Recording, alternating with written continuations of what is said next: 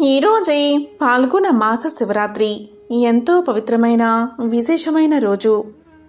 భవిష్య పురాణం ప్రకారం మాస శివరాత్రి తిథి చాలా ప్రత్యేకమైనది. ఎందుకంటే మాస శివరాత్రి ప్రతి నెల కృష్ణపక్షం చతుర్థి తిథిన వస్తుంది. ఈ తిథికి అధిపతి శివుడు.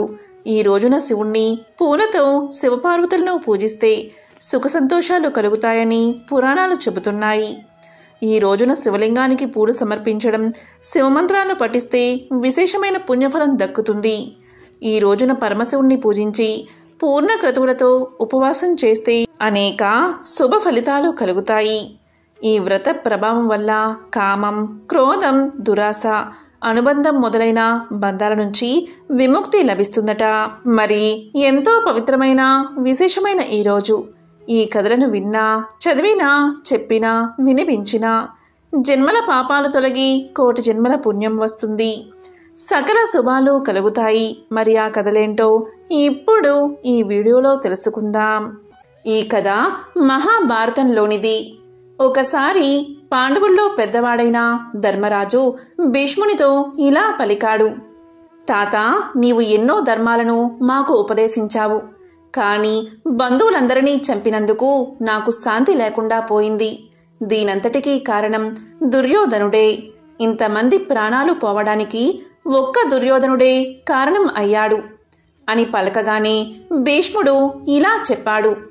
అయ్యో నాయనా ధర్మరాజా, నేను చెప్పేది శ్రద్ధగా విను.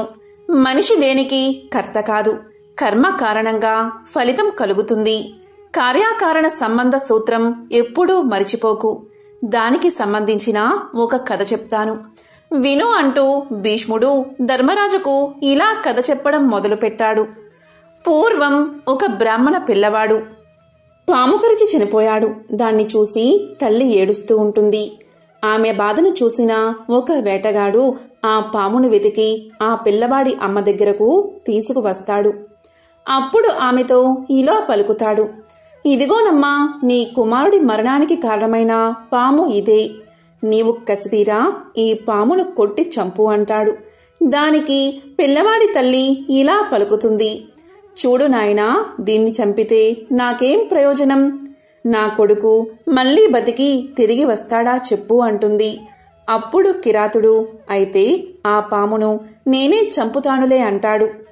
ఈ మాటలు విన్న పాము ఇలా పలుకుతుంది. నేను చెప్పేది వినండి. ఈ బాలుడి మీద నేను పగబట్టలేదు. కోపంతో ఈ బాలుడిని కాటు వేయలేదు. కాకతాళీయంగా కాటు వేశాను. ఆ కాటును ఆధారంగా చేసుకుని మృత్యువు ఈ పిల్లవాణ్ణి చంపింది అంది. దానికి కిరాతుడు, నీ కాటు వల్లే కదా మృత్యువు పిల్లవాణ్ణి చంపింది అని పలుకుతాడు. దానికి పాము, నా కాటు వల్ల కాదు, నేను కాకపోతే ఇంకొక జీవి వల్ల, ఏ చీమ వల్లో లేదా ఏదైనా కారణం వల్లో మృత్యువు ఈ పిల్లవాణ్ణి చంపేసి ఉండేది. ఈ పిల్లవాడు మరణించడంలో ఏదైనా తప్పు ఉంటే అది మృత్యువుదే అవుతుంది. నా కాటు అనేది మృత్యువు ద్వారా జరిగిన కర్మ. నా కర్మకు ఎలాంటి పాపం అంటుకోదు. కానీ నీవు నన్ను ఇప్పుడు చంపితే నీకు పాపం అంటుకోవడం ఖాయం. కాబట్టి నీవు ప్రశ్నించాలి అనుకుంటే మృత్యువునే ప్రశ్నించు అంటుంది పాము. ఇలా చర్చించుకునే సమయంలో మృత్యువు వెంటనే పరిగెత్తుకుంటూ వచ్చి ఇలా పలుకుతుంది. నాకు వ్యక్తిగత కక్షలు ఏమీ ఉండవు. నేను కాలుడికి అంటే యమధర్మరాజుకి దాసుణ్ణి. నా కర్తవ్యం నాకు తప్పదు కనుక నేను ఆ పని చేశాను. పాపం ఏమి వచ్చినా అది యమధర్మరాజుకే తప్ప నాకెందుకు రావాలి అంటుంది మృత్యువు. వెంటనే అక్కడ యమధర్మరాజు ప్రత్యక్షమై ఇలా పలుకుతాడు. నేను కూడా నా కర్తవ్యాన్నే చేశాను. ఈ పిల్లవాడి కర్మఫలం వల్ల ఇలా జరిగింది. కర్మఫలం ప్రకారం నేను నా కర్తవ్యాన్ని జరుపుతూ ఉంటాను. నిన్నటి పువ్వు ఇవాల్టి కాయ అయినట్టు నిన్నటి కారణమే ఇవాల్టి కార్యం అవుతూ ఉంటుంది. జీవులు చేసిన పాప పుణ్యాల కారణంగా ఇదంతా జరుగుతుంది. అలా జరగడానికి నేను కేవలం అనుసంధాన కర్తను మాత్రమే. ఈ బాలుడి మరణానికి ఈ పాము, ఈ మృత్యువు, అలాగే నేను చేస్తున్న ఈ పనులకు పాప పుణ్యాలు అంటవు. ఇక ఈ పిల్లవాడు చనిపోయినందుకు ఏడుస్తున్న ఈ తల్లి దుఃఖానికి కారణం ఆమె పూర్వజన్మ కర్మఫలం మాత్రమే. ఆ కర్మకు ఈ ఫలం రావడమే కర్మ సిద్ధాంతమని యముడు చెప్పి వెళ్ళిపోయాడు. కాబట్టి ధర్మరాజా, ఈ మరణాలకు నీవు కారణమని లేక దుర్యోధనుడు కారణమని అనుకోవద్దు. వీరంతా చావడం వారి వారి కర్మఫలమే.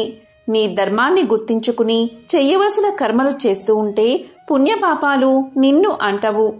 ఇది నీవు కావాలని చేయకపోయినా కర్తవ్యం కోసం చేశావు.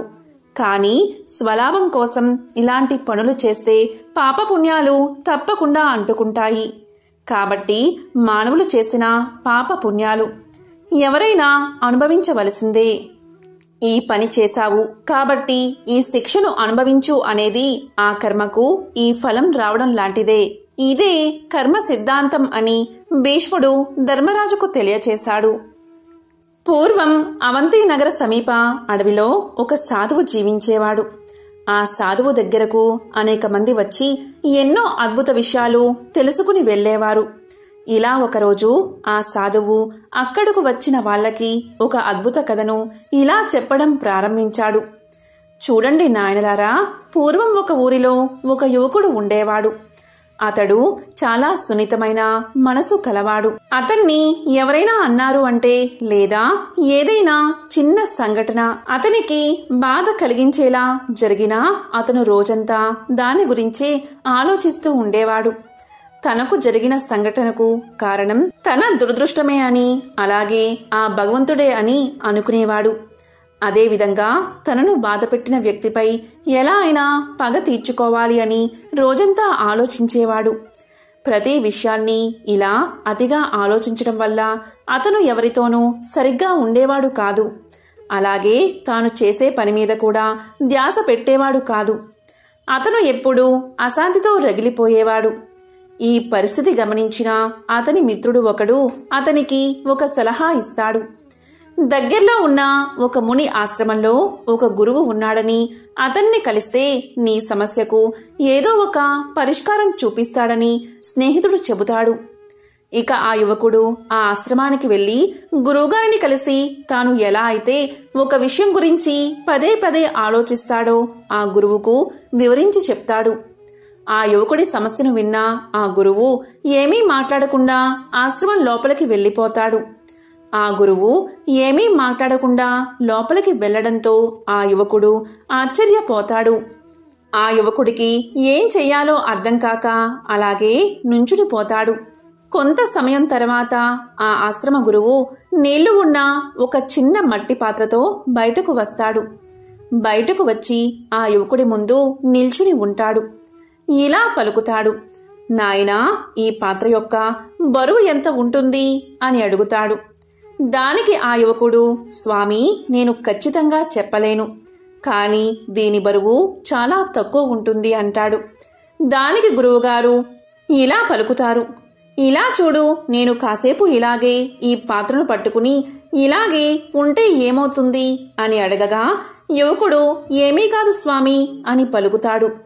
మళ్ళీ గురువుగారు ఇలా అడుగుతారు, సరే, ఒకవేళ నేను ఇలాగే 1 గంటసేపు ఈ పాత్రను పట్టుకుని ఉంటే ఏమవుతుంది అంటాడు. దానికి యువకుడు, స్వామి, అప్పుడు మీ చేతులు నొప్పి పుడతాయి అంటాడు. దానికి గురువుగారు, అయితే చూడు, ఒకవేళ నేను ఈ పాత్రను రోజంతా ఇలాగే పట్టుకుని ఉంటే అప్పుడు ఏమవుతుంది అని అడుగుతాడు. దానికి ఆ యువకుడు ఇలా చెప్తాడు, స్వామి, అప్పుడు మీరు భరించలేనంత నొప్పితో బాధపడతారు. మీరు ఏ పని చేయకుండా పోవచ్చు కూడా అంటాడు. అప్పుడు గురువుగారు, మంచిది నాయనా, నేను ఇంతసేపు మోసిన ఈ పాత్ర యొక్క బరువు పెరిగిందా అని అడుగుతాడు. దానికి ఆ యువకుడు లేదు, పెరగలేదు అని సమాధానం చెప్తాడు. అప్పుడు గురువుగారు ఇలా పలుకుతారు, మరి అలాంటప్పుడు నా చెయ్యికి భరించలేనంత నొప్పి ఎందుకు కలుగుతుంది అని అడగగా యువకుడు, స్వామి, మీరు చాలాసేపు పట్టుకుని ఉన్నారు కదా, అందుకే మీకు నొప్పి కలుగుతుంది అంటాడు. అప్పుడు గురువుగారు, మరి నాకు నొప్పి కలగకుండా ఉండాలంటే నేనేం చెయ్యాలి అని అడుగుతాడు. దానికి ఆ యువకుడు ఇలా చెప్తాడు, ఆ పాత్రను కింద పెట్టేయండి అంటాడు. అప్పుడు గురువుగారు, అవును, నీవు చెప్పింది నిజమే, మన జీవితంలోని సమస్యలు కూడా ఇలాగే ఉంటాయి. మనకున్న సమస్యల గురించి కొంతసేపు ఆలోచిస్తే ఏమీ కాదు, కానీ ఎక్కువసేపు ఆలోచిస్తే మనల్నే బాధపడతాయి. అదే పనిగా వాటి గురించి ఆలోచిస్తే మనలో భయాన్ని మరియు అశాంతిని కలిగిస్తాయి అని సమాధానం చెప్పారు.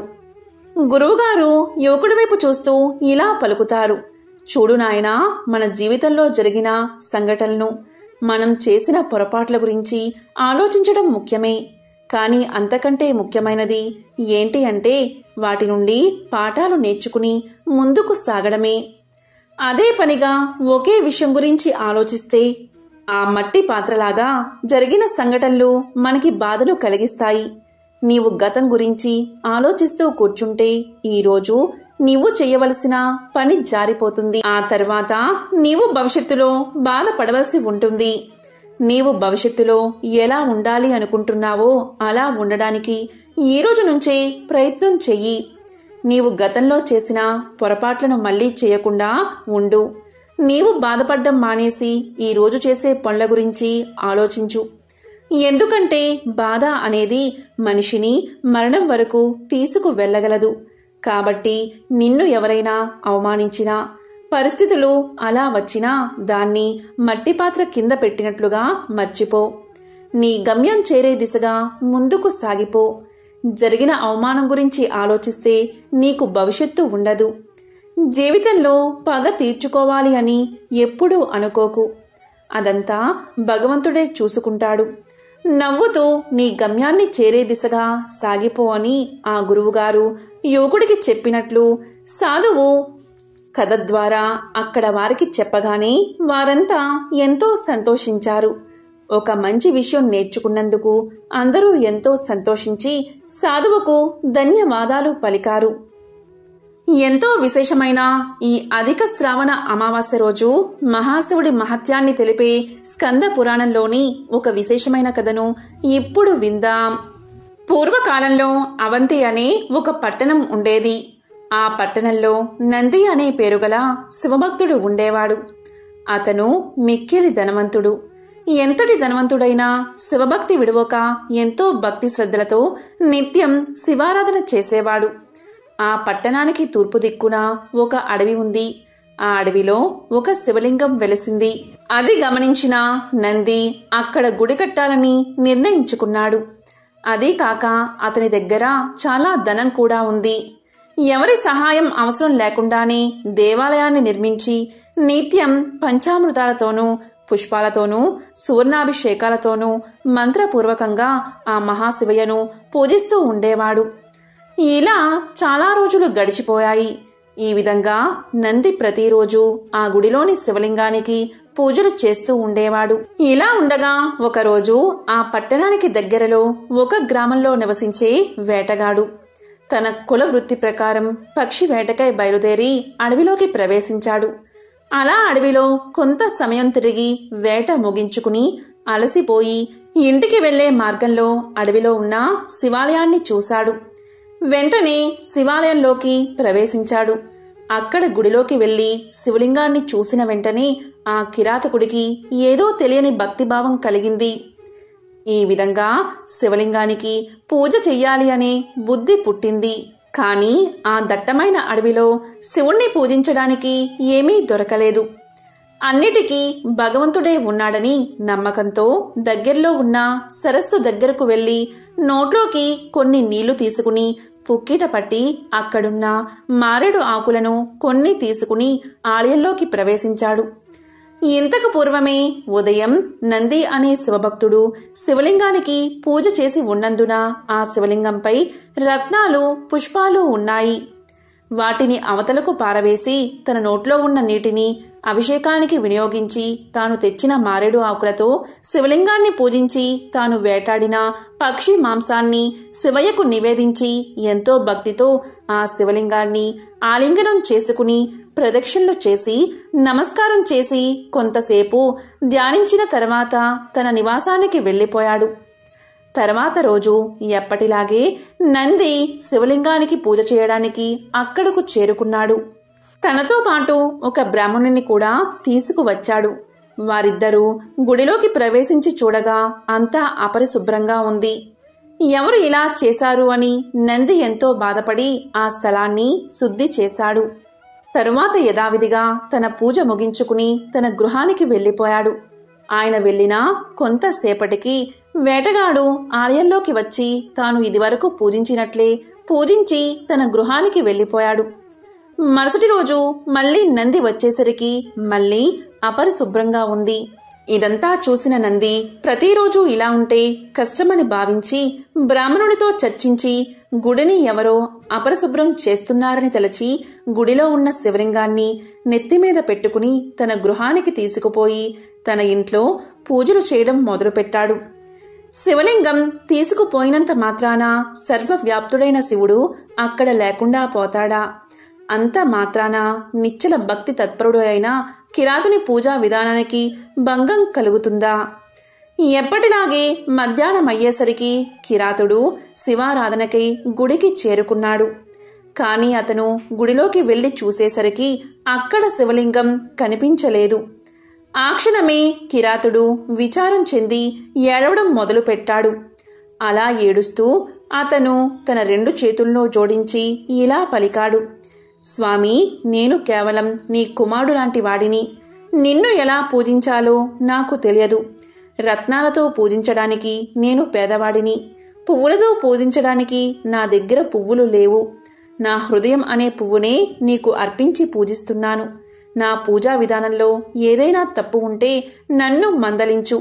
అంతేకాని నీవు ఇలా కనిపించకుండా ఉండడం తగదు. సదాశివ, నీవే కనిపించకుండా ఉంటే నాకు ఈ లోకంతో పనే లేదు. నీ కుమారుడిపై కోపగించడం నీకు తగదు. స్వామి, ఎప్పటిలాగే ఇక్కడ కనిపించి నా పూజ స్వీకరించు. నన్ను మన్నించు. నేను నిన్ను పూజిద్దామని ఇక్కడకు చేరుకున్నాను. కాని నాకు కనిపించకుండా ఉండడం భావ్యమా? నీవు నాకు కనిపించకపోతే ఇక్కడే నీ ఎదుట నా ప్రాణాలు విడిచిపెడతాను అని అనేక విధాలుగా ప్రార్థించాడు. కాని ఆ పరమేశ్వరుడు సాక్షాత్కరించలేదు. ఈ విధంగా మరికొంతసేపు వేడుకున్నాడు. అప్పుడు ఎంతో భక్తిపరుడైన ఆ కిరాతుడు తన జీవితంపై విరక్తి చెంది ఇక ఈ జన్మ నాకు అవసరం లేదని భావించి హరహర అంటూ శివనామస్మరణ చేస్తూ తన దగ్గర ఉన్న కత్తితో ఒక్క వేటున తన శిరస్సును ఖండించుకున్నాడు. వెంటనే అతనికి తలను అతికించడానికి కైలాసం నుంచి పరమేశ్వరుడు ప్రత్యక్షమయ్యాడు. అప్పుడు దివి నుండి దేవదుందువులు మోగాయి, పూలవానలు కురిశాయి. బ్రహ్మాది సకల దేవతలు మహేశ్వరుణ్ణి కీర్తించారు. నారదుడు శివగీతాలను పాడుతూ నృత్యం చేస్తూ వచ్చాడు. ఈ విధంగా ప్రకృతి అంతా ఎంతో రమణీయంగా మారింది. దానితో శివభక్తుడైన నంది భక్త శిఖామణియగు కిరాతుణ్ణి చూడడానికి గుడిలోకి ప్రవేశించాడు. అతను గుడిలోకి రాగానే పరమేశ్వరుడి ముందు చేతులు కట్టుకుని నిల్చున్న కిరాతుడు అతనికి కనిపించాడు. మరుక్షణమే నంది తన అవివేకానికి సిగ్గుపడి సదాశివ అని శివుణ్ణి అనేకసార్లు భక్తితో ధ్యానించి ఎంతో సంతోషంతో వేటగాన్ని కౌగలించుకుని, అన్నా, నీ మూలంగా నా జన్మ తరించింది. ఇది వరకు కేవలం నిన్ను మూర్ఖుడివి అనుకున్నాను. నన్ను క్షమించు. అసలు నిజమైన భక్తుడు అంటే నీవే అని కీర్తించాడు.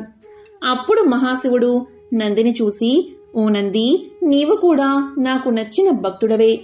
మీ ఇద్దరూ కూడా సూర్యచంద్రులు ఉన్నంత వరకు నా వద్దనే ఉండాలి అని పలికి ఆ మహాశివుడు వారిద్దరినీ తీసుకుని కైలాసానికి వెళ్లిపోయాడు. ఒకసారి ముళ్ళంతా కలిసి చేసిన ఆ వినమ్రపూర్వకమైన అర్థింపునకు సూత మునీంద్రుడు ఎంతగానో సంతోషించి ఇలా పలికాడు: ఓ ముని శ్రేష్ఠులారా, మీరు సామాన్యులు కారు. ప్రతి నిమిషం భగవత ఆరాధనలో తనువు మనస్సులను విలీనం చేసిన తాపసోత్తములు మీరు. నియమనిష్ఠులతో కూడిన సదాచార సంపన్నులు, సచ్చీలురు. నిస్వార్థ చింతనతో మీరు ఏది చేసినా ఏది కోరినా అది లోక కళ్యాణం కోసమే అవుతుంది. కాబట్టి మీలాంటి అభిలాష గలవారికి చెప్పగలగడం కూడా ఒక విశేషమే. ఆ భాగ్యం నాకు మీ వల్లే రావడం నా పూర్వజన్మ విశేషం. కాబట్టి నేను కూడా ధన్యుణ్ణే అన్నాడు సూతుడు. మళ్ళీ సూతుడు ఇలా పలికాడు: ఇంత సౌమ్యంగా నన్ను చెప్పండి అని అర్థించడంలోనే మీరెంత ఉన్నత చరిత్రలో అర్థమవుతుంది. అయినా మీరు కోరిన కోరిక సామాన్యమైనది కాదు. ఆదిపురుషుడైన ఆ పరమేశ్వరుడి గురించి. ఎంత చెప్పినా ఇంకా ఎంతో కొంత మిగిలే ఉంటుంది. చెప్పిన తరువాత అంతా తెలిసినట్లే ఉంటుంది. కానీ ఆలోచిస్తే ఇంకా తెలుసుకోవడానికి ఎంతో ఉందన్న విషయం ఆశ్చర్యాన్నే కాదు, అభిలాషను రేకెత్తిస్తుంది. సదాతనుడు, సనూతనుడు, సనాతనుడు అయిన సర్వేశ్వరుడి లీలలు చాలా విచిత్రమైనవి. ఆయన చేతలు ఎవరికీ అంత తేలిగ్గా అర్థం కావు. ఆయన గురించి తెలుసుకోవడం అంటే ఒక రకంగా సృష్టి గురించి తెలుసుకోవడమే అవుతుంది. ఎందుకంటే సృష్టి ఆయన, ఆయనే సృష్టి అంటూ సూతుడు సౌనకాది మహర్షులకు ఇలా చెప్పడం ప్రారంభించాడు. ఒకసారి మార్కండేయుడు అనే గొప్ప శివభక్తుడు శివుడు గురించి పూర్తిగా తెలుసుకోవాలి అన్న అభిలాషతో బ్రహ్మలోకానికి వెళ్లి వాణి విరించకు భక్తితో నమస్కారం చేసి ఇలా పలికాడు: విధాత, నాకు పరమేశ్వరుడి గురించి, ఆయన మహత్యం గురించి కూలంకుషంగా తెలుసుకోవాలని ఉంది. మీరు తెలియచేసి ధన్యుణ్ణి చెయ్యండి అంటూ ప్రార్థించాడు. అందుకు బ్రహ్మ ఇలా పలికాడు: నాయనా, శివుడి గురించి తెలుసుకోవాలి అంటే నాకంటే బాగా కేశవుడికే తెలుసు, అంటే నారాయణుడికే తెలుసు. కాబట్టి నీవు వైకుంఠానికి వెళ్ళి నారాయణ్ణి అర్థించు అని చెబుతాడు బ్రహ్మ. ఇక బ్రహ్మ చెప్పిన మేరకు మార్కండేయుడు సరాసరి వైకుంఠానికి చేరుకుంటాడు.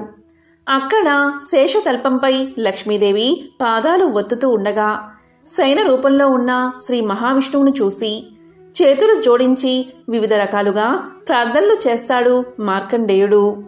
మార్కండేయుడు చేసిన స్తోత్రానికి పరవశుడై విష్ణుమూర్తి ఇలా పలుకుతాడు: మార్కండేయ, నీవు వచ్చిన పని చాలా విశిష్టమైనది. పరమేశ్వరుడి గురించి తెలుసుకోవాలి అనే అభిలాష, ఉత్సుకత, సంకల్పం ఎంతో ఉన్నతమైనది. అయితే మహాశివుడి ఆశాంతం తెలిసిన వారు ఎవరూ లేరు. కాబట్టి నీవు పరమేశ్వరుడి దగ్గరకు వెళ్ళి ఆయన గురించి తెలుసుకోవాలి అన్న నీ సంకల్పాన్ని వ్యక్తం చెయ్యి. నీ కోరిక తప్పక తీరుతుంది అన్నాడు వైకుంఠవాసుడు. మన సంకల్పం బలంగా ఉంటే అది ఎలా అయినా తీరుతుంది. ఒకసారి ప్రయత్నించగానే ఫలితం రాలేదని కుంగిపోకుండా విసుగుతో అనుకున్న దాన్ని మధ్యలో విడిచిపెట్టకుండా అది తీరే వరకు ప్రయత్నిస్తూనే ఉండాలి. సంకల్ప బలం, చిత్తశుద్ధి ఉంటే అది తీరేందుకు భగవంతుని సాయం కూడా తప్పకుండా లభిస్తుంది. ఇక్కడ భగవంతుని సాయము అంటే అది తీరేందుకు మార్గం లభ్యం కావడమే అని గ్రహించాలి. మార్కండేయుడికి కూడా అదే జరిగింది. మహాశివుడి మహిమలు తెలుసుకోవాలి అన్న కోరిక మార్కండేయుడిలో బలంగా ఉంది. ఆ ప్రయత్నంలో ఇప్పటికే బ్రహ్మ విష్ణువులను అడిగి కొద్దిగా నిరాశకు గురైన తన కోరిక తీర్చగలిగే తెరువును తీరుతుందన్న భరోసా పొందగలిగాడు మార్కండేయుడు. దాంతో అతని పయనం కైలాసం వైపుకు సాగింది. ఇంతకీ ఈ మార్కండేయుడు ఎవరో ఇప్పుడు తెలుసుకుందాం. అనగనగా మృకండు అనే ఋషి ఉండేవారు. మృకండు శివుడి గురించి ధ్యానం చేసుకునే సమయంలో మృగాలు అతన్ని రాసుకుంటూ పోయినా కూడా పట్టించుకునేవాడు కాదట. అలాంటి మృకుండునికి మరుద్వతి అని సాధ్వి భార్యగా ఉండేది. భగవన్నామ స్మరణలో హాయిగా జీవితాన్ని గడుపుతున్న ఆ దంపతులకి ఒకటే లోటు. అది ఏంటి అంటే పిల్లలు లేకపోవడం. దీంతో సంతాన భాగ్యం కోసం వారిద్దరూ వారణాసి క్షేత్రానికి చేరుకుని శివుణ్ణి పూజించడం మొదలుపెట్టారు. ఆ దంపతుల దీక్షకు మెచ్చిన శివుడు వారి ముందు ప్రత్యక్షం అయ్యాడు. కాని ఆ పరమేశ్వరుడికి వారిని పరీక్షించాలని అనిపించిందో ఏమో. మీకు తప్పకుండా పుత్ర సంతానాన్ని ప్రసాదిస్తాను. కాని ఎలాంటి పుత్రుడు కావాలో మీరే నిర్ణయించుకోండి. సుదీర్ఘకాలం జీవించే దుర్మార్గుడు కావాలా, లేకపోతే 16 సంవత్సరాలు మాత్రమే జీవించే గుణవంతుడు కావాలా అని అడిగాడు ఆ మహాశివుడు. వ్యక్తిత్వం లేనివాడు ఎన్ని రోజులు ఉంటే ఏం లాభం? మాకు గుణవంతుడైన అల్పాయుష్కుడే కావాలి అని కోరుకున్నారు మృకుండముని దంపతులు. ఈ విధంగా జరిగిన తర్వాత అచిర కాలంలోని ఆ దంపతులకు వెలుగు రేఖలాంటి ఒక బాలుడు కలిగాడు. మృకండుని కుమారుడు కాబట్టి అతనికి మార్కండేయుడు అన్న పేరు వచ్చింది. శివుడి మాటలకు తగినట్లుగానే మార్కండేయుడు సకల గుణాభిరాముడు. బాల్యం తీరకుండానే సకల శాస్త్రాలను ఔపోసన పట్టాడు మార్కండేయుడు. మరోపక్క వ్యక్తిత్వంలోనూ తనకు సాటి లేదు అనిపించుకున్నాడు. ఇలా ఉండగా ఒకసారి మృకుండుని ఆశ్రమానికి 7 ఋషులు వచ్చారు. మార్కండేయుణ్ణి చూడగానే అతనికి త్వరలోనే ఆయుష్ తీరనుందని వారికి అర్థమైనది. అప్పుడు వారు మార్కండేయుణ్ణి బ్రహ్మదేవుని వద్దకు తీసుకుపోయారు. మార్కండేయుణ్ణి చూసిన బ్రహ్మ అతడిని నిరంతరం శివారాధన చేస్తూ ఉండమని సూచించాడు. అందరూ కలిసి శివనామ స్మరణ చేత అకాల మృత్యువు దరిచేరదని మార్కండేయుడికి తెలియచేశారు. ఇక పెద్దల మాటల మేరకు ఒక శివలింగం ముందర కూర్చుని శివ ధ్యానాన్ని మొదలుపెట్టాడు మార్కండేయుడు. ఒక పక్క అతని మృత్యు గడియలు సమీపిస్తున్నాయి, మరో పక్క నోటి నుంచి శివనామ స్మరణ ఆగడం లేదు సరికదా. ఒక్కో నిమిషం గడిచే కొద్దీ మరింత జోరుగా సాగుతుంది. యముని ఆదేశం మేరకు మార్కండేయుణ్ణి తీసుకురావడానికి బయలుదేరారు యమభటులు. కాని మార్కండేయుణ్ణి తీసుకురావడం కాదు కదా, అతని దరిదాపుల్లోకి కూడా వెళ్ళలేకపోయారు యమభటులు. ఇక ఆ పిల్లవాడిని తానే స్వయంగా తీసుకురావాలి అనుకున్నాడు యముడు. తన వాహనమైన మహిషాన్ని అధిరోహించి యమపాసాన్ని చేత పట్టుకుని మార్కండేయుడి వైపు సాగిపోయాడు. ఆ ధ్యానాన్ని ఆపి యువతలికి రా, నీ మృత్యువు సమీపించింది అని హూంకరించాడు యముడు. కాని యముడి మాటలను విన్న మార్కండేయుడు యువతలికి రాలేదు సరికదా, గట్టిగా ఆ శివలింగాన్ని పట్టుకుని మృత్యుంజయ మంత్రాన్ని పఠించడం మొదలుపెట్టాడు. ఇక యముడికి ఏం చెయ్యాలో దిక్కుతోచలేదు. ఆఖరి అస్త్రంగా తన పాసాన్ని మార్కండేయుడి మీదకు వదిలాడు యముడు. కాని మార్కండేయుడితో పాటుగా ఉన్న శివలింగానికి ఆ పాసం తగలగానే శివుడు కాలరుద్రుడై బయటకు ఉరికాడు. తన మీదకి తన భక్తుని మీదకి పాసాన్ని విడుస్తావా అంటూ యముడిని ఒక్క పెట్టున సంహరించాడు మహాశివుడు. ఆ సందర్భంలోనే శివుడికి కాలాంతకుడు అనే బిరుదు వచ్చింది. అంటే కాలాన్ని, మృత్యువుని సైతం అంతం చేసినవాడు అని అర్థం. కాని యముడే లేకపోతే ఈ లోకంలో చావు పుట్టుల జీవన చక్రం ముందుకు సాగేదిలా? అందుకని దేవతలందరి ప్రార్థన మేరకు శివుడు శాంతించి తిరిగి యముణ్ణి జీవింపచేశాడు. అయితే మార్కండేయుడి జోలికి అతను ఇక రాకూడదని, ఆ మాటకు వస్తే శివభక్తుల ఎవ్వరినీ కూడా నరకానికి తీసుకుపోకూడదని హెచ్చరించి వదిలేశాడు పరమేశ్వరుడు. ఈ ఘట్టం తమిళనాడులోని తిరుక్కడయార్ అనే ప్రాంతంలో జరిగిందని ఒక నమ్మకం. మార్కండేయుడు అప్పటి నుంచి చిరంజీవిగా ఉండడమే కాదు, అష్టాదశ పురాణాల్లో ఒకటైన మార్కండేయ పురాణాన్ని కూడా రాశాడు. శివకేశవుల లీలలే కాకుండా దేవి మహత్యం కూడా లోకంలో నిలిచిపోయేలా ఈ పురాణం సాగుతుంది. ఎంతో పవిత్రమైన విశేషమైన ఈ కథను విన్నవారికి అకాల మృత్యుదోషాలు తొలగిపోతాయి, యమభయం తొలగిపోతుంది, శివానుగ్రహం కలుగుతుంది. శివపురాణం ప్రకారం సముద్రంలో నీరు ఉప్పుగా ఉండడం వెనుక ఒక కథ ఉంది. ఈ కథను విన్నంతనే శివపార్వతుల అనుగ్రహం మీకు కలుగుతుంది. మరి ఆ కథ ఏంటో ఇప్పుడు విందాం. శివపురాణం ప్రకారం పార్వతీదేవి శివుణ్ణి భర్తగా పొందాలని ఆశపడింది. శివుడిని ప్రసన్నం చేసుకుని తన కోరిక తీర్చుకోవాలని తపస్సుకు పూనుకుంది. పార్వతీదేవి తపస్సు చేస్తూ ఉండగా సముద్రుడి కళ్ళు పార్వతీదేవిపై పడ్డాయి. పార్వతీదేవి రూపాన్ని చూసి సముద్రుడు మోహించాడు. ఎలా అయినా ఆమెను తన సొంతం చేసుకోవాలి అనుకున్నాడు. నేరుగా పార్వతీమాత ముందే పెళ్లి ప్రస్తావన తెచ్చాడు. అప్పుడు పార్వతీమాత, నేను పరమేశ్వరుడి కోసం తపస్సు చేస్తున్నాను, ఆయన్ని వివాహం చేసుకుంటాను అని సముద్రుడి ప్రతిపాదనను తిరస్కరించింది. పార్వతీదేవి ఇలా అనేసరికి సముద్రుడు కోపంతో ఊగిపోయాడు. శివుడిలో లేనివెన్నో నాలో ఉన్నాయి, అలాంటిది నన్ను కాదని శివుణ్ణి వివాహమాడతానని చెబుతావెందుకు? నేను ప్రజల దాహాన్ని తీరుస్తాను, నా నీరు పాలలా తీయగా స్వచ్ఛంగా ఉంటుంది, అలాంటి నన్ను తిరస్కరించకు, నా ప్రతిపాదన్ని అంగీకరించు అంటూ పార్వతిని ఒత్తిడి చేశాడు సముద్రుడు. సముద్రుడి మాటలకు పార్వతీదేవి ఆగ్రహం చెంది, నువ్వు ఏ నీటిని అయితే చూసుకుని గర్వపడుతున్నావో ఆ నీరు ఎవ్వరూ తాగనంత కఠినంగా ఉప్పుగా మారిపోతుంది, ఇదే నా శాపమని సముద్రుడికి శాపాన్ని ఇస్తుంది అమ్మవారు. ఈ కారణం వల్లే సముద్రంలో నీరు ఉప్పుగా ఉంటాయని అంటారు. మరికొందరేమో సాగర మదనం కారణంగా సముద్రపు నీటికి ఆ రుచి వచ్చింది అంటారు. మహాభారతంలో కురువృద్ధుడు భీష్ముడు అంపశయ్య మీద ఉండి మృత్యువు కోసం ఎదురు చూస్తున్నాడు. ఆ సమయంలో దైవ ప్రార్థన చేస్తూ పాండవులకు పాలన, మనిషి నడవడిక, జీవితానికి సంబంధించిన ధర్మోపదేశాలను తెలియచేశాడు. ఈ సమయంలోనే ధర్మరాజుకు భీష్ముడు రాజనీతి గురించి అనేక ఉపదేశాలను కథల రూపంలో వెల్లడించాడు. అలా భీష్ముడు రాజనీతి గురించి ధర్మరాజుకు చేసిన ఉపదేశాలు శాంతి పర్వం భాగంలో నిండి ఉన్నాయి. నేటికి భీష్మనీతి అనుసరణీయం. పూర్వం విదిశా పట్టణంలో ఒక బ్రాహ్మణ కుటుంబం ఉండేది.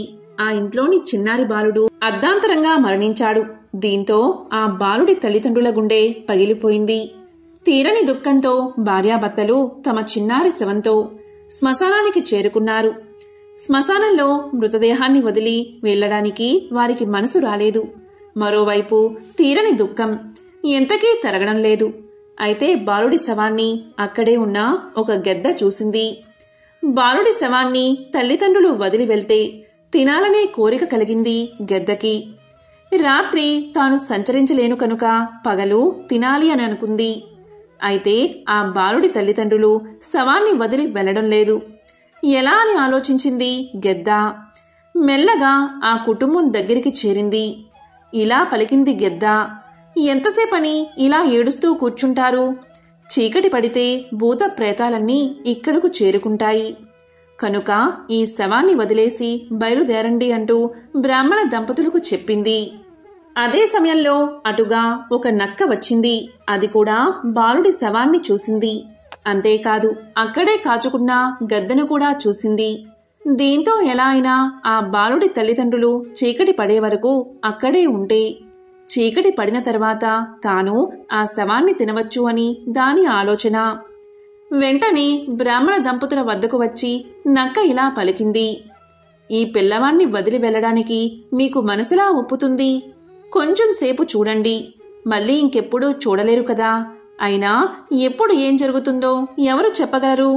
ఏ దేవతైనా కరుణించి మీ బిడ్డకు ప్రాణదానం చేయవచ్చు కదా అని నక్క ఆ బ్రాహ్మణ దంపతులతో చెప్పింది. శవాన్ని తినడానికి తల్లిదండ్రుల్ని పంపేందుకు గెద్ద, ఆపేందుకు నక్క కంకణం కట్టుకున్నాయి. దీంతో గెద్ద, నేను 100 ఏళ్లుగా ఈ ప్రపంచాన్ని చూస్తున్నాను.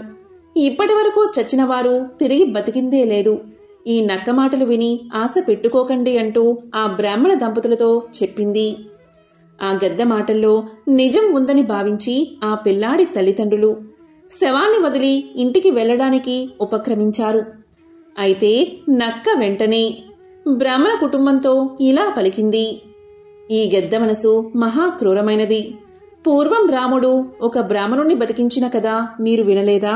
సృంజయుడి కుమారుడైన సువర్ణ శ్రీవిని నారదుడు బతికించలేదా? అదేవిధంగా మీ కుమారుణ్ణి ఏ దైవమో యక్షుడో బతికిస్తాడేమో అంటూ చెప్పింది. ఇలా ఈ రెండు తమకు తగిన వాదన్ని ఆ బ్రాహ్మణ కుటుంబానికి చెబుతున్నాయి. అదే సమయంలో శివయ్య రుద్రభూమిలో విహారం చేస్తూ అక్కడికి చేరుకున్నాడు. బ్రాహ్మణ కుటుంబపు దీనావస్థను చూసి అక్కడికి వచ్చాడు. అసలు విషయం తెలుసుకుని బ్రాహ్మణ దంపతులను మీకేం కావాలో కోరుకోమన్నాడు. వెంటనే ఆ భార్యాభర్తలు తమ కుమారుణ్ణి బతికించమని వేడుకున్నారు. అప్పుడు శివుడు మరణించిన బాలుడికి ప్రాణం పోశాడు. అంతేకాదు గద్ద, నక్కల పాపకర్మను తెలుసుకుని వాటికి ఆకలి లేకుండా చిరకాలం జీవిస్తాయని వరాన్ని ప్రసాదించాడు. దీంతో ఈ కథ సుఖాంతమైనది. మహాశివుణ్ణి భక్తితో ఆరాధించిన వారికి ఆలస్యమైనా సరే ముక్తి లభిస్తుంది. పరమేశ్వరుడు హిమాలయాల్లో తపస్సు చేసుకుంటూ ఉండగా పర్వతరాజైన హిమవంతుడు తన పుత్రిక అయిన పార్వతిని పరమేశ్వరుడి సేవకై ఉపయోగించాడు. అలా పార్వతీదేవి పరమేశ్వరుడికి సేవ చేస్తూ ఉండగా దేవతల కోరికపై మన్మధుడు అక్కడికి వచ్చాడు. చెట్టు చాటు నుంచి శివుడిపై పుష్పబాణం ప్రయోగించాడు. తపస్సులో ఉన్న శివుడు తన మనసులో కలిగిన కలవరపాటుకు చింతించి అందుకు గల కారణం కోసం నలుదిక్కులా పరిశీలించాడు. మన్మధుడు కనిపించాడు. అప్పుడు కోపంతో శివుడు 3వ కన్ను తెరచి ఆ కంటి మంటల్లో మన్మధుణ్ణి మసి చేసేశాడు. కొంతకాలం తర్వాత గణపతి ఆ బూడిదను 2 చేతులతో పోగు చేస్తూ ఉండగా ఆ బూడిద నుంచి భయంకర ఆకారంతో రాక్షసుడు ఒకడు ఉద్భవించాడు. అతడే బండాసురుడు. ఇతడు పెరిగి పెద్దవాడై ఘోరమైన తపస్సు చేసి పురుషుల వల్ల తనకు మరణం లేకుండా వరం సంపాదించుకున్నాడు. వరబల గర్వితుడై బండాసురుడు దేవతా వర్గంపై దండెత్తి దేవతలను, మునులను, సాధువులను పీడించడం ప్రారంభించాడు. దేవతలు బండాసురుడి దురాగతాలకు తట్టుకోలేకపోయారు. తమ బాధల్ని బ్రహ్మదేవుడికి నివేదించుకున్నారు. దేవతలందరి పక్షాన బ్రహ్మదేవుడు విష్ణుమూర్తి వద్దకు వచ్చి ప్రార్థించగా ఒక మహాశక్తి వల్ల తప్ప బండాసురుడు మరణించడని విష్ణువు వివరించాడు. అప్పుడు దేవతలందరూ బ్రహ్మ, విష్ణువులతో కలిసి ఒక యాగం ప్రారంభించారు. ఆ యజ్ఞకుండంలో విష్ణువు తన సుదర్శన చక్రంలోని శక్తిని, బ్రహ్మ తన కమండలంలోని శక్తిని, శివుడు త్రిశూలంలోని శక్తిని, ఇంద్రుడు వజ్రాయుధంలోని శక్తిని సమర్పించారు. దేవతల కష్టాలు తీర్చవలసిందిగా పరాశక్తిని మరీ మరీ ప్రార్థించారు. అప్పుడు బ్రహ్మ విష్ణువుల ఆధ్వర్యంలో జరిగిన యాగం, ఆ యాగంలో దేవతలు చేసిన త్యాగం జగన్మాతను సంతృప్తిపరచగా ఆ యజ్ఞ వేదిక నుండి ఆమె ఆవిర్భవించింది. ఆమె శిరస్సుపై రత్న ఖచ్చితమైన సువర్ణ కిరీటం, ఆపై అర్ధచంద్రుడు ప్రకాశించసాగారు. ఆమె 4 చేతుల్లో పాసం, అంకుశం, చెరుకు విల్లు, 5 పుష్పబాణాలు ధరించింది. ఆ జగన్మాతను చూసి బ్రహ్మాది దేవతలు అనేక విధాలుగా స్తోత్రాలు చేశారు. వారి భక్తిభావాన్ని చూసి ఆమె ముచ్చటపడింది. బండాసురుణ్ణి సంహరించగలనని దేవతలకు ఆమె అభయాన్ని ఇచ్చింది. కొన్నాళ్లకు ఆ పరాశక్తి చతురంగ బలాలతో బయలుదేరింది. బండాసుర సంహారార్థమై బయలుదేరిన ఆమెను ఇరువైపులా వారాహీదేవి, శ్యామలాదేవి అనుసరించారు. పరిచారికలుగా తల్లి వెంట నిలిచారు. ససైన్యంగా తన పైకి యుద్ధానికి వస్తున్న పరాశక్తిని చూసి బండాసురుడు భయంకరమైన తన సేనావాహిని ఆమె పైకి పంపాడు. యుద్ధం ప్రారంభమైనది. దేవి పంపిన సేనలు బండుని సేనలను సర్వనాశనం చేశాయి. అప్పుడు బండాసురుడు తన 30 మంది పుత్రులను దేవి సైన్యంపైకి పంపాడు. అంతటా పరాశక్తి తన కనుబొమ్మల మధ్య భాగం నుండి బాలాదేవతను సృష్టించింది. బండపుత్రులను సంహరించమని ఆజ్ఞాపించింది. పరాశక్తి ఆజ్ఞ మేరకు బాలాదేవత బండాసురుడి పుత్రులందరినీ సంహరించింది. తన పుత్రులందరూ మరణించడం చూసి బండాసురుడు తన 2 భుజాల నుంచి 2 రాక్షసులను సృష్టించాడు. ఒకడు విశ్రుకుడు, వేరొకడు విషంగుడు. వారిద్దరినీ జగన్మాతపైకి పురుకొల్పాడు. తన పరిచారికలైన వారాహి, శ్యామలా దేవతలను ఆజ్ఞాపించింది అమ్మవారు. జగన్మాత ఆజ్ఞానుసారం వారాహి దేవత విశ్రుకుణ్ణి తుద ముట్టించగా శ్యామలాదేవి విషంగుణ్ణి సంహరించింది.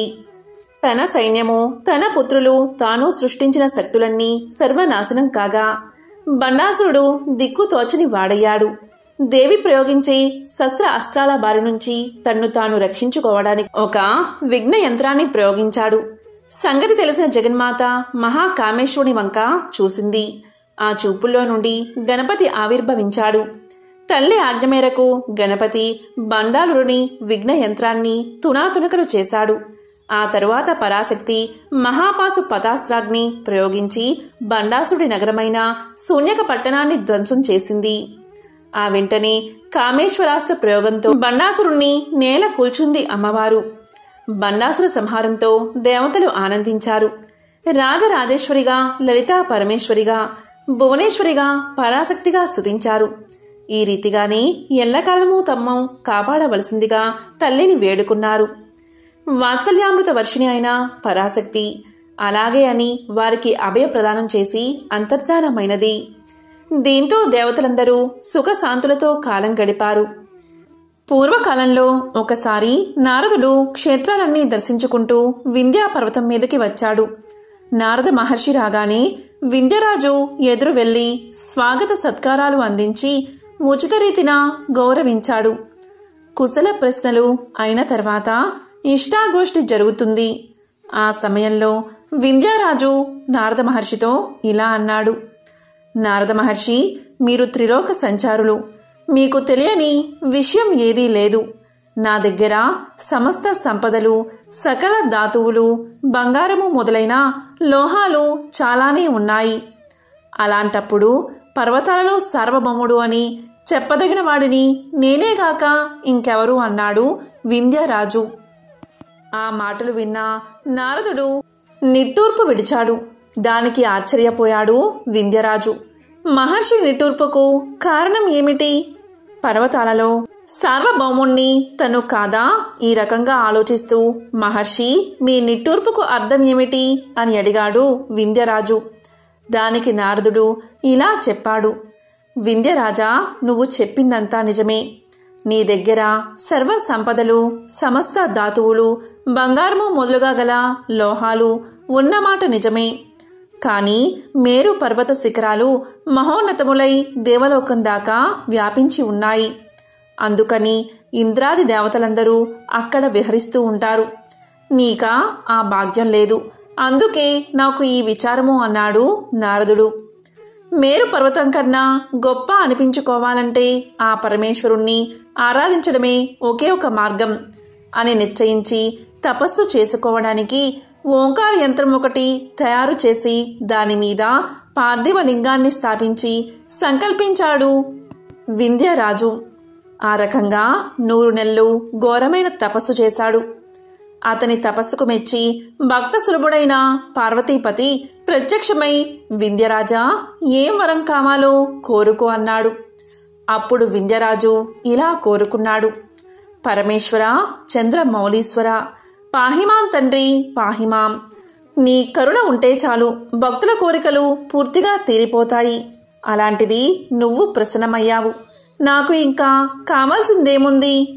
అయినప్పటికీ నాది ఒక చిన్న ప్రార్థన. మేరు పర్వత శిఖరాలు బాగా పెద్దవిగా దేవతలు విహరించడానికి వీలుగా ఉండడం నాకు భరించలేకుండా ఉంది. దేవతలందరూ నీ పాదాలకు నమస్కరిస్తారు. కాబట్టి అటువంటి నువ్వు నా శిఖరాన సదా నివసించవలసిందిగా ప్రార్థిస్తున్నాను అన్నాడు వింధ్యరాజు. ఆ మాటలు విన్న శంకరుడు, భక్తుడైన వింధ్యరాజు కోరిక తీరుస్తాను అన్నాడు. ఈ విధంగా తన్ని ఆశ్రయించిన వింధ్యరాజు యొక్క కోరికను నెరవేర్చాడు మహేశ్వరుడు. అలాగే మహాశివుడికి సంబంధించిన ఒక విశేషమైన కథను ఇప్పుడు విందాం. పూర్వకాలంలో వ్యాఘ్రపాదుడు అనే మహర్షి ఉండేవాడు. అతని కుమారుడే ఉపమన్యువు. ఉపమన్యువు పూర్వపు జన్మలో వేదాంగ విదుడు, మహాయోగి. కాని యోగ భ్రంశం వల్ల బ్రాహ్మణ బాలకుడిగా జన్మించాడు. వ్యాఘ్రపాద మహర్షి చాలా బీదవాడు. అందువల్ల తన కొడుకుకి పాలు పట్టలేక నీళ్లలో పిండి కలిపి తాగించేవాడు. ఈ విధంగా పిండి కలిపిన పాలు తాగి పిల్లవాడు బక్క చిక్కిపోయాడు. కొంతకాలానికి ఉపమన్యువు తల్లి బాలుణ్ణి తీసుకుని పుట్టింటికి వెళ్ళింది. అక్కడ వారికి గో సంపద పుష్కలంగా ఉంది. అందుచేత పిల్లవాడు పాలు తాగి చక్కగా ఒళ్ళు చేశాడు. ఇలా కొద్ది రోజులు గడిచిపోయాయి. తరువాత ఆమె బాలుణ్ణి తీసుకుని వ్యాఘ్రపాదుడి వద్దకు వెళ్ళింది. అక్కడ మళ్ళీ పిల్లవాడికి పాలకు బదులుగా నీటిలో పిండి కలిపి పెట్టారు. అయితే పాలు తాగడానికి అలవాటు పడ్డ బాలుడు ఈ పిండి పాలు తాగనని మొండికేశాడు. అప్పుడు వ్యాఘ్రపాదుడు జరిగిన విషయం తెలుసుకుని పిల్లాన్ని బుజ్జగించి శివ పంచాక్షరి మంత్రాన్ని తన కొడుకుకి ఉపదేశించి ఆ మంత్రాన్ని భక్తితో జపిస్తే శంకరుడు ఆవును దూడను తెచ్చి ఇస్తాడు అని వ్యాఘ్రపాదుడు కుమారుడికి తెలియజేశాడు. తండ్రి చెప్పిన విధంగానే కొడుకు పంచాక్షరి మంత్రాన్ని జపిస్తూ ఉండేవాడు. ఒకనాడు శివుడు ఆ బాలుణ్ణి పరీక్షించాలి అని తలచి జంగమ్మ వేషాన్ని ధరించి ఆ బాలుడి వద్దకు వచ్చాడు. అప్పుడు ఇలా పలికాడు. శివుడు తిండి తినడానికి కూడా గతి లేనివాడు. బిచ్చమెత్తుకుని తింటాడు. కట్టడానికి బట్టలు లేక పులి చర్మాన్ని ధరిస్తాడు. ఉండడానికి ఇల్లు లేక శ్మశానంలోనే ఉంటాడు. ఆభరణాలు లేవు, పాములే ఆభరణాలు అంటూ పాట పాడసాగాడు జంగమ్మ దేవర వేషంలో ఉన్న శివుడు. అది విన్న బాలుడికి వెర్రి కోపం వచ్చింది. వెంటనే పక్కనున్న కర్రను తీసుకుని జంగమ్మ దేవరను కొట్టబోయాడు బాలుడు.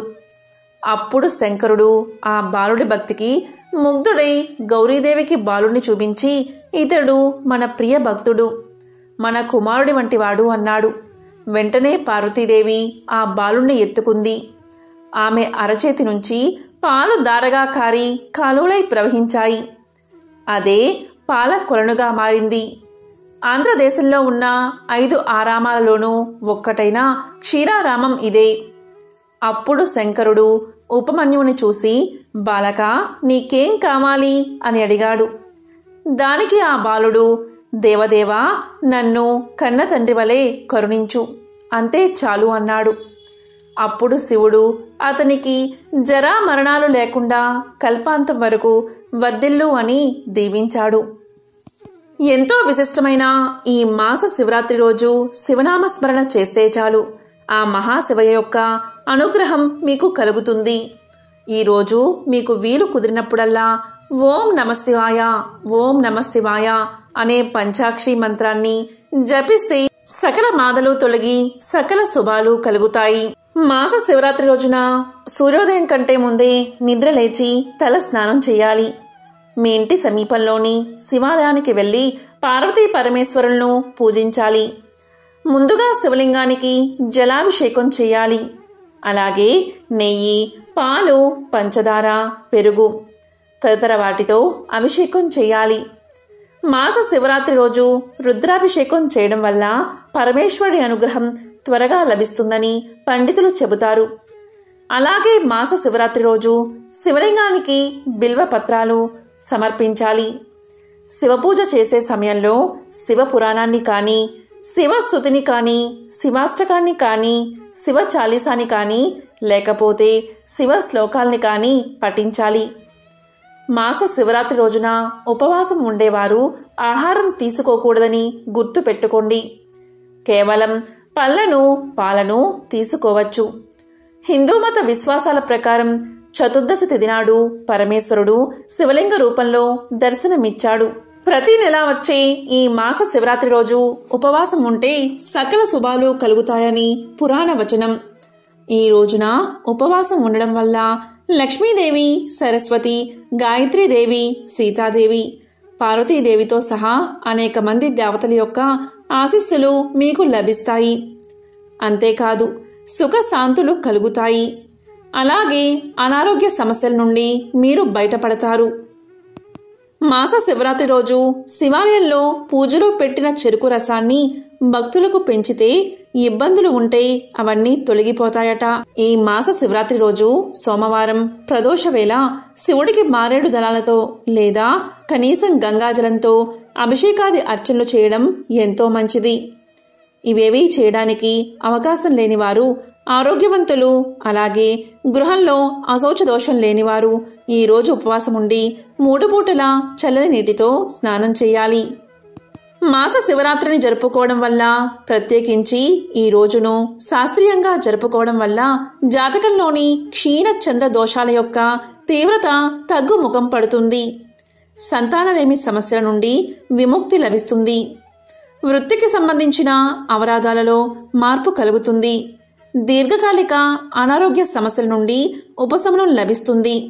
ముఖ్యంగా మొండిగా, పెంకిగా, బద్ధకంగా, మూర్ఖంగా ప్రవర్తించే పిల్లల చేత వారి తల్లిదండ్రులు ఈరోజు కనుక పూజను చేయిస్తే ఖచ్చితంగా వాళ్ళల్లో మార్పు వస్తుందట. మానసిక సమస్యల నుండి విముక్తి లభిస్తుందట. మరి ఎంతో పవిత్రమైన, విశేషమైన ఈ మాస శివరాత్రి రోజు మహాశివయ్యకు సంబంధించిన ఈ కథలను విని శివ పంచాక్షరి మంత్రాన్ని అంటే ఓం నమఃశివాయ అనే మంత్రాన్ని ఒక్కసారైనా పఠించండి.